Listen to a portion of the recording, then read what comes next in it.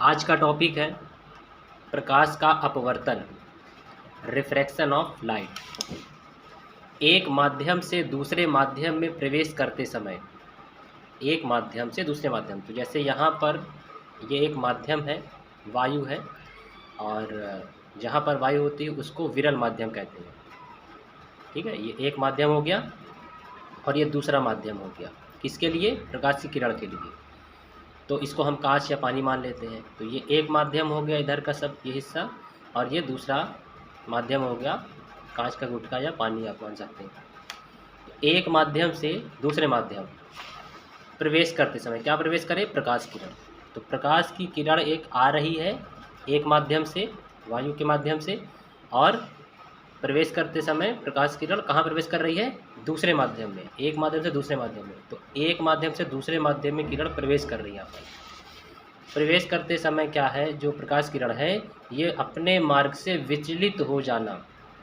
तो ये वैसे किरण को सीधे आना चाहिए था, इसको एक माध्यम से दूसरे माध्यम में प्रकाश की किरण आ रही है और इसको सीधे आना चाहिए था, ये डॉटेड लाइन से जो दिख रही है, लेकिन ये क्या हो गई? अपने मार्ग से विचलित हो गई। विचलित का मतलब है डिस्टर्ब। तो ये टेढ़ा हो गई, टेढ़ा घूम गई, विचलित होना। एक माध्यम से दूसरे माध्यम में प्रकाश की किरण जो है आ रही है, प्रवेश कर रही है। जैसे ये यहाँ पर से प्रवेश करती है तो वैसे ही ये विचलित हो जाती है, डिस्टर्ब हो जाती है। आना इसको सीधे चाहिए था, इस किरण को, इस लाइन को सीधे आना चाहिए था, लेकिन ये थोड़ा टेढ़ा हो गई है, और इसका विचलित हो जाना ही प्रकाश का अपवर्तन कहलाता है।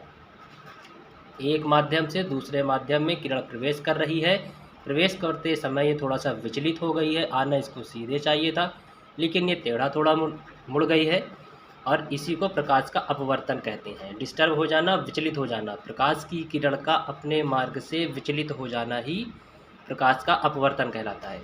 यहाँ पर देखिए प्रकाश की किरण आ रही है और ये थोड़ा इधर की ओर विचलित हो गई है, जाना इसको इधर चाहिए था, डॉटेड लाइन डॉटेड कलर की दिख रही है। इसमें वैसे दिखाया गया है कि ये आ रही किरण, जाना इधर इसको चाहिए था, रेड कलर की जो डॉटेड लाइन है, लेकिन ये इधर आ गई है, तो ये सब विचलित हो गई है और इसी को प्रकाश का अपवर्तन कहते हैं। अब इससे संबंधित कुछ बातें हैं, तो मुख्य बातें जानते हैं।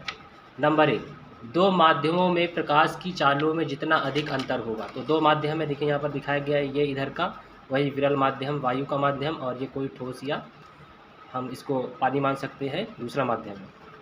तो एक माध्यम ऊपर का और दूसरा माध्यम, या तो यहीं पर समझ लें, एक माध्यम और ये दूसरा माध्यम।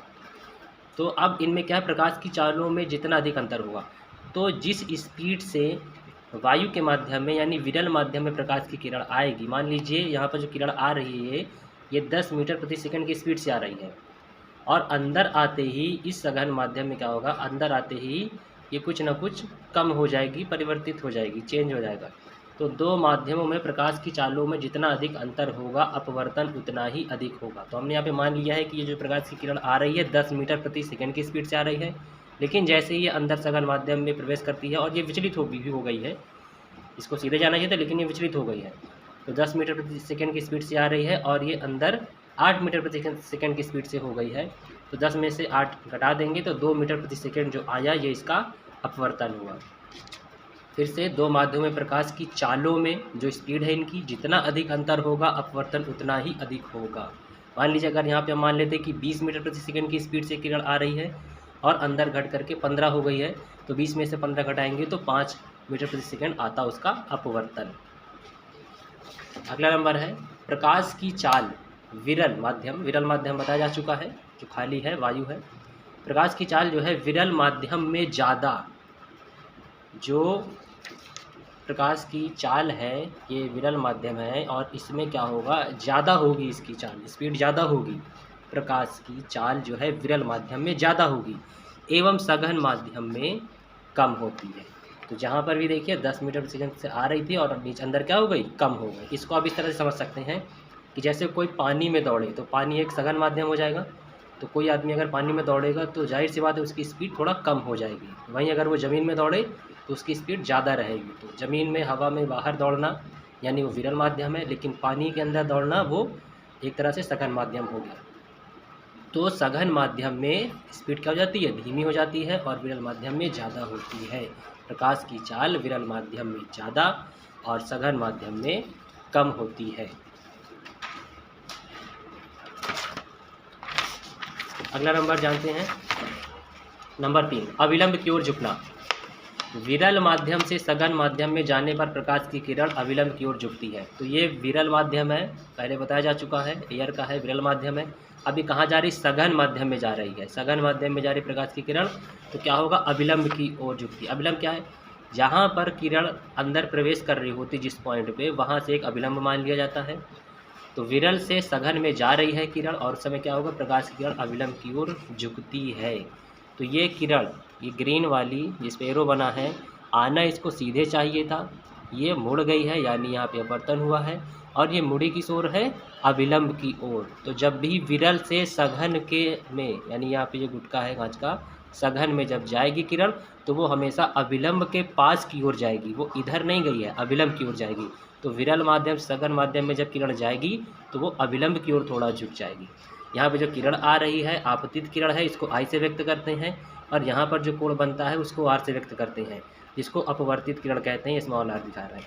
अब इनके बीच जिधर उसको जाना चाहिए था, तो ये विचलित कितनी हुई है, तो जितनी विचलित हुई है इसको विचलन कोण कहेंगे। यहाँ पर जो एंगल बनेगा यहाँ पर डॉटेड लाइन और इस लाइन पे, तो विचलन कोण बराबर होगा I माइनस आर। सवालों में इसको आप यूज़ करेंगे कि विचलन कोण कहीं पर निकालना होगा, और अविलंब यहाँ पे विरल से सघन माध्यम में कोई किरण आ रही होगी तो आपको I में से R घटाना होगा, यानी आपतित किरण के मान में से अपवर्तित किरण के मान को घटाना होगा। दूसरा है अविलंब से दूर जाना, उसका अपोजिट है सघन माध्यम से विरल माध्यम। ऊपर वाले में था कि विरल से सघन में जा रही थी, और इसमें है सघन माध्यम से विरल माध्यम में जाने पर किरण क्या है, अविलंब से दूर हटती है।